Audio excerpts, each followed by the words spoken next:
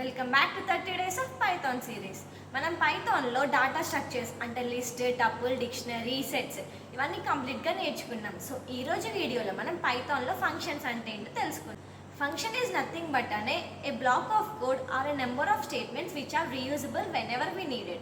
అంటే మనకి ఎప్పుడైతే ఒక బ్లాక్ ఆఫ్ స్టేట్మెంట్స్ మళ్ళీ యూజ్ చేయాలి అనుకుంటామో వాటన్నిటిని మనం ఫంక్షన్స్లో రాసుకుంటాము. దీనివల్ల బెనిఫిట్ ఏంటంటే మనకి నెంబర్ ఆఫ్ లైన్స్ అంటే ఒక ప్రోగ్రామ్లో ఉండాల్సిన లైన్స్ అనేవి డిక్రీజ్ అవుతాయి.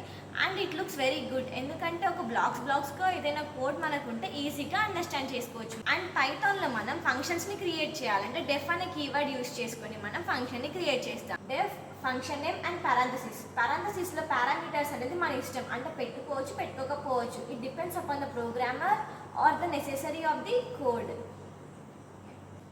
అండ్ ఫంక్షన్స్ వల్ల బెనిఫిట్ ఏంటంటే మనం ఒకసారి రాసిన బ్లాక్ ఆఫ్ కోడ్ని మళ్ళీ రీయూజ్ చేసుకోవచ్చు. అంటే మనకి రిపీట్గా ఒకటే ప్రోగ్రామ్ని రాయాల్సిన అవసరం ఏమి ఉండదు.